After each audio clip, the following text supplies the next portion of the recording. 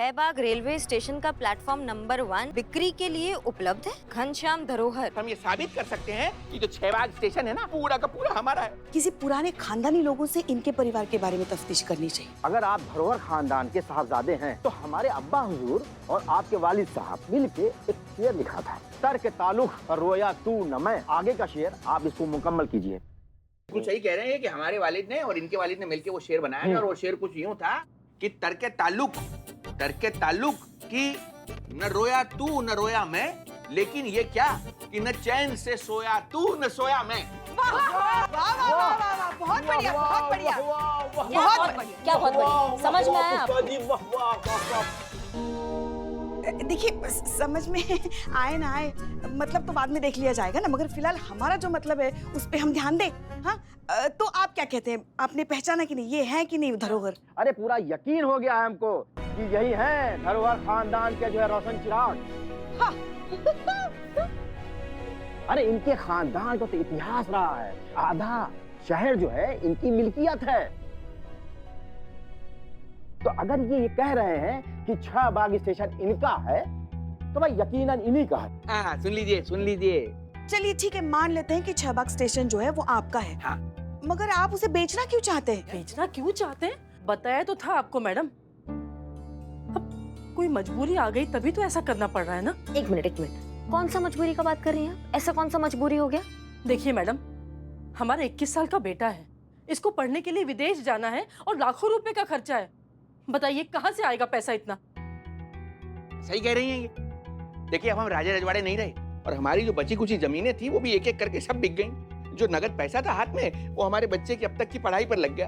अब लाएं तो कहाँ से लाएं पैसा है? अब ले देके हमारे पास संपत्ति के नाम पे एक शहबाग स्टेशन बचा है, इसलिए पूरा का पूरा शहबाग स्टेशन न बेचकर हम केवल उसका एक प्लेटफॉर्म बेचना चाहते हैं। अब बताइए, हमारी ये मजबूरी जानने के बाद अभी भी आपको लगता है कि हमारा जो निर्णय है उस पर किसी को आपत्ति होनी चाहिए? भैया, आपका मजबूरी हम समझ रहे हैं, हमको सब समझ में आ रहा है, आप सही हैं, लेकिन आप ऐसा चलता फिरता रेलवे स्टेशन, एक सरकारी संपत्ति ऐसे नहीं बेच सकते। अरे तो क्या करे ये? सड़क पे जाके अपने बेटे के एजुकेशन के लिए क्या भीख मांगे? ये बुरे वक्त में काम ना आए, इसीलिए तो ये सब चीजें बनाई जाती हैं। और इनके बुरे वक्त में अब इनको शहबाग स्टेशन का एक प्लेटफॉर्म बेचना है, तो दिक्कत क्यों है सबको? मनोहर जी, आपको जो बेचना है बेचिए। धरोहर। अरे, आपको प्लेटफॉर्म नंबर 1 बेचना है ना, तो बस बेचिए। हम आपके साथ हैं, कानून भी आपके साथ है। ये गलत है और हम ये रेलवे स्टेशन बिकने नहीं देंगे। ठीक है, आप अपनी कोशिश करके देख लीजिए, लेकिन हम तो इनके साथ हैं। अब तो शहबाग स्टेशन का प्लेटफॉर्म नंबर 1 बिक कर रहेगा। या तो आप सरकार से बात करके इनके बेटे के पढ़ाई के लिए पैसा दिलवा दीजिए, या तो फिर आप ये साबित करके दिखाइए कि ये स्टेशन का संपत्ति पर इनका कोई अधिकार नहीं है। पर ये तो होने से रहा। तो भाई बस तय हुआ, शहबाग स्टेशन का प्लेटफॉर्म नंबर 1 अब बिक के ही रहेगा।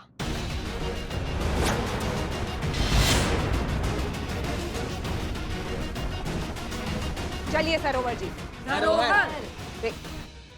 चलिए। हाँ, आइए आप आइए।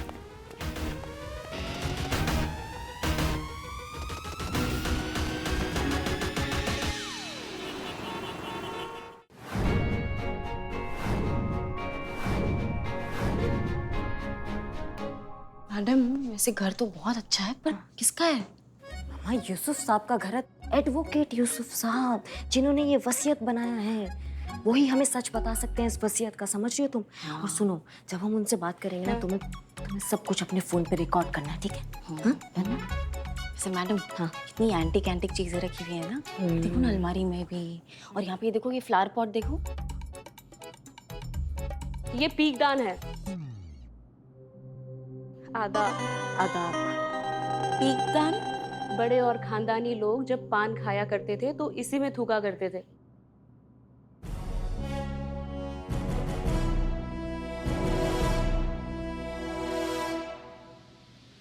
वैसे ये अलमारी में भी काफी एकदम एंटीक चीजें रखी हुई है ना, ये सब क्या है?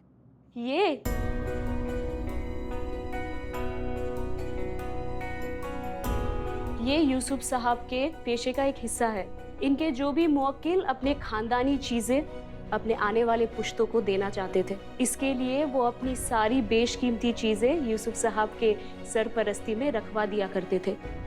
चलिए, यूसुफ साहब आपका इंतजार कर रहे हैं। हाँ चलिए चलिए चलिए। यूसुफ साहब आदाब।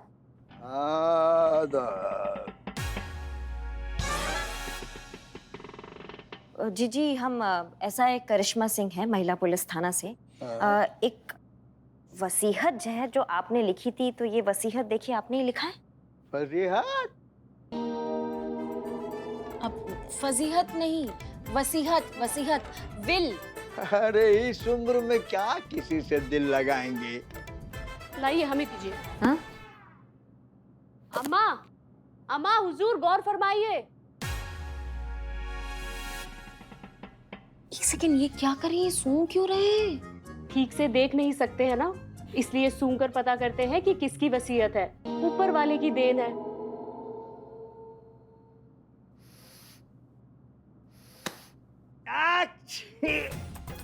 धरोहर। ये वसीयत हमने राधे श्याम धरोहर के लिए बनाई थी।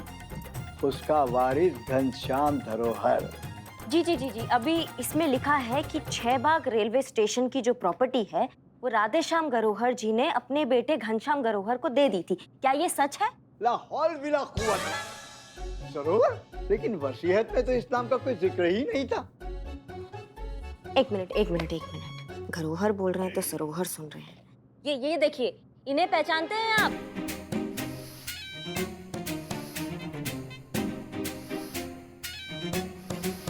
अरे ये तो छोटा धरोहर है।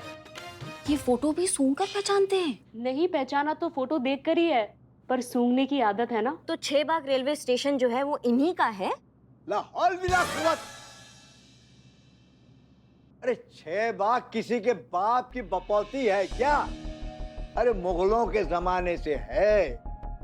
अब वहां पर स्टेशन बना है और ये तो अपने देश की संपत्ति है ना। किसी के बाप की धरोहर कैसे हो गई? हाँ जी हम समझ रहे हैं, लेकिन इस वसीयत में साफ साफ लिखा है कि जो 6 बाग है वो राधेश्याम धरोहर ने अपने बेटे घनश्याम धरोहर के नाम किया है। तो फिर ये क्या? गए। हाँ? सो गए। अच्छा, तो उठेंगे कब? अभी तो 3 दिनों बाद उठे हैं, अब सीधा 3 दिनों बाद ही उठेंगे।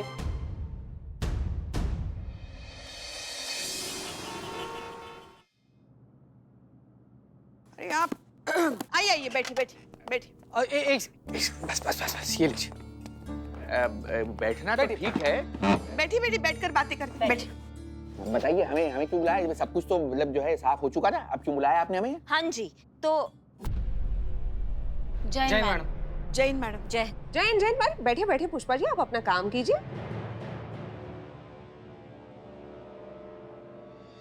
नमस्कार जी। तो गलतफहमियों के काले बादल जो हैं वो हट चुके हैं और सच का सूरज सामने आ गया है। चीते जी मैडम।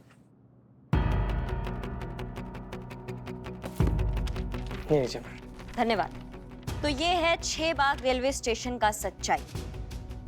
घनश्याम धरोहर जी के पिता श्री राधेश्याम धरोहर जी की लिखी अंतिम और मोहरबंद वसीयत, जो हमने आप ही से ही ली थी।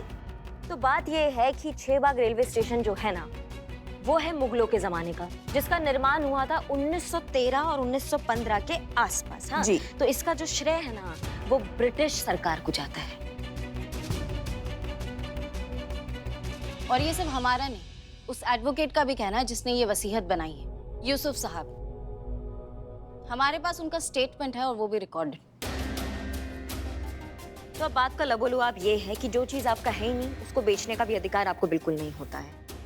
तो अब आप या आपकी हिमायती कितना भी जोर लगा ले, हम एसआई करिश्मा सिंह 6 बाग रेलवे स्टेशन का प्लेटफॉर्म नंबर 1 बिल्कुल बिकने नहीं देंगे, किसी भी हालत में बिकने नहीं देंगे। चलिए ये भी देख लेते हैं। अब हमारा क्या होगा? हम ना तो इधर के रहे ना उधर के। कल मेरे बेटे की कॉलेज की फीस भरने का आखिरी दिन है। कहाँ से होगा फीस का इंतजाम? क्या मेरा बेटा विदेश पढ़ने जा पाएगा? हाँ, बताइए ना। बर्बाद हो गया, सब कुछ बर्बाद हो गया। अपनी जीवन के आखिरी पड़ाव में हम चाहते थे कि हमारा बच्चा अमेरिका जाके पढ़े लिखे बड़ा आदमी बने, लेकिन अब सब कुछ बर्बाद हो गया। अब कोई उम्मीद नहीं मुझे। नहीं नहीं, शांत शांत, एक सबसे पहले आप शांत हो जाइए। आप ऐसे काहे सोच रही हैं? देखिए, हम आपकी भावना को बहुत अच्छे से समझते हैं और उसका पूरा सम्मान करते हैं। हमारी आंखों के सामने कुछ गलत होता है, हम वो नहीं देख सकते हैं। आपका ध्येय कितना भी वाजिब क्यों ना हो, लेकिन आपका जो तरीका था ना, वो गलत था। बस हम उसे ही रोकने का प्रयास कर रहे हैं और पूरा ईमानदारी के साथ अपना ड्यूटी कर रहे हैं। हम बस ये चाहते हैं कि आप हमें समझे, हमारी मजबूरी को भी समझे। बस ऐसा ही करिश्मा सिंह जी, बस अपनी ये बड़ी बड़ी बातें आप अपने पास रखिए। हम सिर्फ इतना जानते हैं कि हमारे लिए तो सब कुछ बर्बाद हो गया, कोई उम्मीद नहीं बची अब। नमस्कार। चल।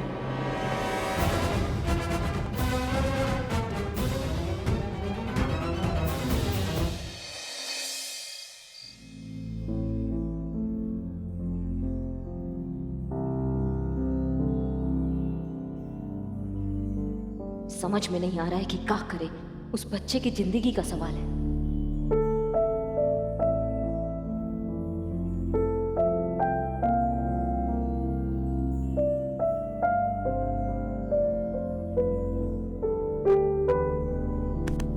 कह दिया करो, जो मन में बातें होती है ना, वो कह दिया करो। क्या होता है ना, दो बातें होती है उससे। एक तो मन हल्का हो जाता है और दूसरी बात यह है, बात करने से समस्या का अच्छा समाधान भी निकल आता है। ऐसी कौन सी बात है जो तुम्हें इतना परेशान कर रही है, बताओ। अम्मा, हमने ये तो साबित कर दिया है कि वो रेलवे स्टेशन जो है उस पे धरोहर का अधिकार नहीं है, लेकिन फिर भी हमें ऐसा लग रहा है कि कुछ छूट गया है, कुछ है जो हमसे गलत हुआ है या हम ठीक से उसका इंसाफ नहीं कर पाए हैं। और हम मैडम सर तो है नहीं कि ड्यूटी और इंसाफ दोनों को ऐसा नाप तोल के एकदम एक साथ सॉल्व कर दें। ये गॉड गिफ्ट तो ना सिर्फ और सिर्फ मैडम सर को ही मिला है। वो होती ना तो ऐसा हल निकालती ना इस प्रॉब्लम का। अब उस बेटे का फीस देना है, कल अगर फीस नहीं दिया तो उसका सपना सपना रह जाएगा, वो बेचारा कितना टूट जाएगा और हमें ऐसे लग रहा है कि उस सब के जिम्मेवार हम हैं। अरे नहीं नहीं, सुनो, तुम अपने आप को दोषी क्यों मान रही हो? तुमने तो सिर्फ अपना फर्ज निभाया है ना, तो फिर? मगर एक बात हमें समझ में नहीं आ रही है कि ये 6 बाग स्टेशन अगर धरोहर का नहीं है, तो फिर वसीयत में ऐसा क्यों लिखा गया कि उसके पिता 6 बाग उसके नाम पे कर रहे हैं? कुछ तो पेच है, वरना वसीयत में 6 बाग का जिक्र ही क्यों हुआ?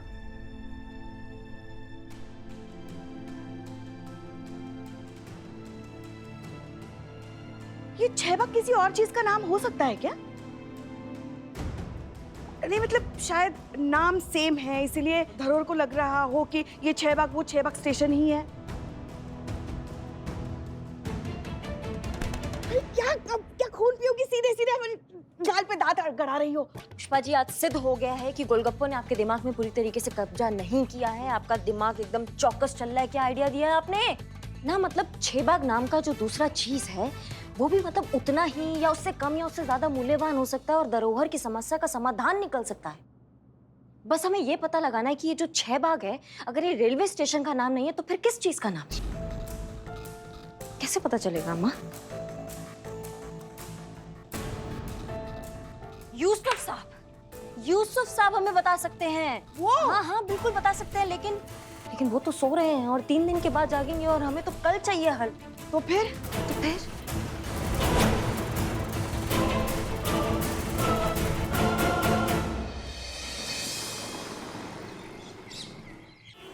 हेलो जी, सारा जी, यूसुफ जी उठे कि नहीं उठे? देखिए, जैसे वो उठते हैं ना, आप हमें प्लीज बता दीजिएगा। हम बहुत बेसब्री से उनके जागने का इंतजार कर रहे हैं। जी जरूर जरूर। धन्यवाद धन्यवाद। वो सिर्फ सो रहे हैं ना कि निकल गए? सिर्फ सो रहे हैं पुष्पा जी। अरे अरे, क्या हुआ? क्या हुआ? क्या हुआ बताइए तो सही। मैडम लुट गए, बर्बाद हो गए, कहीं के नहीं रहे। मैडम, हमारा बेटा विकास, वो कल से घर से गायब है। न तो किसी का फोन उठा रहा है, न कोई मैसेज का जवाब दे रहा है। हम बहुत परेशान है मैडम। जब से उसे पता चला है ना कि हम उसकी फीस नहीं भर सकते, वो विदेश पढ़ने नहीं जा सकता, तब से वो डिप्रेशन में चला गया, घर छोड़ के चला गया। और अभी कुछ देर पहले उसने हमें ये वीडियो भेजा। इस दिन के लिए मैंने दिन रात जी तोड़ कर मेहनत की। नहीं, मैं ये बर्दाश्त नहीं कर सकता। अपनी आंखों के सामने अपने सपने को टूटते हुए नहीं देख सकता। मैंने फैसला कर लिया, आज रात 9 बजे तक मेरी फीस भरने का आखिरी टाइम, और अगर तब तक मेरी फीस नहीं भरी गई तो मैं ये मिट्टी का तेल खुद पर छिड़क कर अपने आप को आग लगा दूंगा, अपनी जान दे दूंगा मैं। हमने उसे समझाने की बहुत कोशिश की थी कि ये सही तरीका नहीं है। कर ली आपने अपनी मनमानी। करिश्मा सिंह, अगर इस बच्चे को कुछ भी हो गया तो उसके जिम्मेदार होंगी आप, और आप पे कानूनी कार्यवाही करेंगे हम, और आप पे चार्ज होगा मर्डर का। देखिए, आप मत घबराइए, बिल्कुल टेंशन मत लीजिए। आपका बेटा एकदम सही सलामत, हम ढूंढ के उसको वापस लाएंगे। हम आपके साथ हैं, पूरा थाना आपके साथ है। आप बिल्कुल टेंशन मत लीजिए। हाँ संतु जी ये वीडियो इनसे लो, चेक करो कि कहाँ का लोकेशन हो सकता है, कहाँ ये वीडियो रिकॉर्ड हो सकता है। जल्दी जल्दी चेक करो। जी।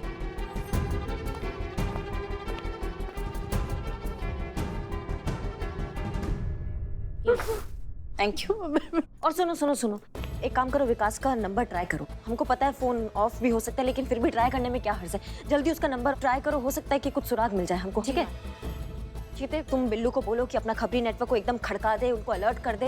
उनको बोलो कि जितना जो खबर मिल सकता है वो खबर निकाले। फटाफट बिल्लू को बोलो। हाँ बिल्कुल मैडम। पुष्पा जी, आप दोनों जाइए और हर उस संभावित जगह को पड़तालिए। कहाँ से कुछ खबर मिल सकती है, जहाँ से उसके गायब होने का लीड मिल सकता है, वहाँ पहुंचिए और जितना खबर हो सकता है वो निकालिए। और आप तो जानती हैं कि जितनी भी खुफिया खबरें होती है वो कहाँ से निकलती है। जल्दी निकालिए और जल्दी हमको बताइए। ठीक है, जाइए। चल जीते। जय हिंद। जय हिंद। जय हिंद। आप काहे इतना छटपटा रही है मैडम? अरे इनका बच्चा कोई छोटा बच्चा तो नहीं ना कि दुनिया की भीड़ में खो जाएगा। हाँ वैसे ठीक भी है, अगर उसे कुछ हो गया तो उसकी जिम्मेदार होंगी आप, क्योंकि आप ही की वजह से तो बेचारे के सारे अरमान चकनाचूर हो गए। और ऐसी मानसिक अवस्था में तो कोई कुछ भी कर सकता है। ठीक है, छटपटाइए, बनता है आपका। हमको समझ में नहीं आ रहा आप कैसी इंसान है। यहाँ किसी के बच्चे की जान खतरे में है और आपको अपना ही कुछ सूझ रहा है। कुछ तो भावनात्मक होके अपनी औरत होने का मान कीजिए आप।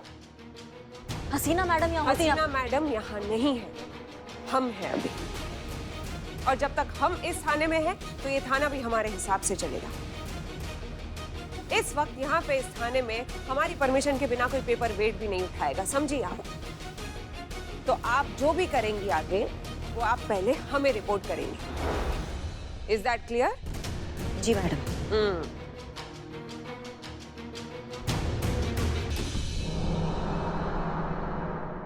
सुनो सुनो सुनो, महिला पुलिस थाना जनपद लखनऊ से एक जरूरी सूचना। एक लड़का है जिसका नाम है विकास धरोहर, उम्र 21 साल, रंग गोरा, कद 5 फुट 4 इंच, अपने घर से लापता हो गया है। जो कोई भी उसके बारे में कोई भी जानकारी देगा, उसे थाना की ओर से इनाम दिया जाएगा। वो इनाम है 1 चाय और 2 बिरयानी। वेज नॉन वेज भी मेन्यू है। सुनिए सुनिए सुनिए। पुष्पा जी देख रही हैं, कोई ध्यान से सुन ही नहीं रहा है ना। हमको समझ में नहीं आ रहा है कि हम लोग सूचना प्रसारित करने आए हैं कि जोड़ों के दर्द का तेल बेचने आए हैं। कोई ध्यान ही नहीं दे रहा है। इतना बोल रही तब से पसीना पसीना हो गई। पुष्पा जी, जमाना ना करप्ट हो गया है। सबको ना हर चीज में ना इंटरटेनमेंट ही चाहिए। अब बताइए हम लोग कहाँ से इंटरटेनमेंट लाए? हम लोग पुलिस वाले। पुष्पा जी, अरे आप तो एकदम चलती फिरती इंटरटेनमेंट की दुकान है भाई। आप तो एकदम टैलेंट से लबरेज इंसान है। आप तो स्टेज पर खड़ा होकर लाखों करोड़ों दर्शकों का दिल जीत चुकी हैं, उनको एकदम मंत्रमुग्ध कर चुकी हैं अपना जलवा दिखाकर। पुष्पा जी, हमारा ना पर्सनल लेवल पर रिक्वेस्ट है, कुछ ऐसा जलवा बिखेर दीजिए ना कि सब लोग एकदम मंत्रमुग्ध हो जाए, दीवाना हो जाए। जादू कीजिए कुछ अपने जलवे का। यहाँ भरे बाजार में? हाँ तो पुष्पा जी, यहीं पर तो जरूरत है। ठीक है, हम कोशिश करते हैं। शाबाश। अरे भैया सुनिए, एक बेहतरीन गाना बजा दीजिए। भैया भैया भैया।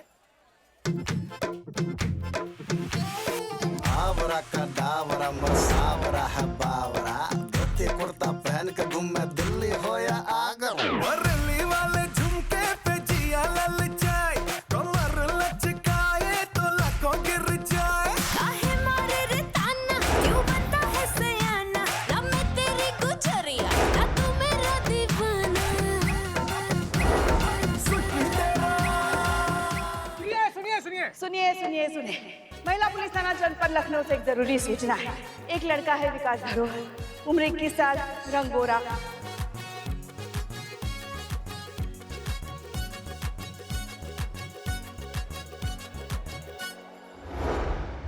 हमें तो बताइए हम क्या करें। अरे धरोहर जी, आप काहे इतना टेंशन ले रहे हैं? हम है ना, हम सब ठीक कर देंगे। और हम आपके लिए इतना बढ़िया ऑफर लेकर आए हैं कि एक झटके में आपके सारे टंटे खत्म हो जाएंगे। लेकिन कहा है ना, उसका बात हम यहाँ नहीं कर सकते। तो एक काम करते हैं, हम आपको आपके घर तक छोड़ देते हैं और वहीं जाके विस्तार में बात कर लेंगे।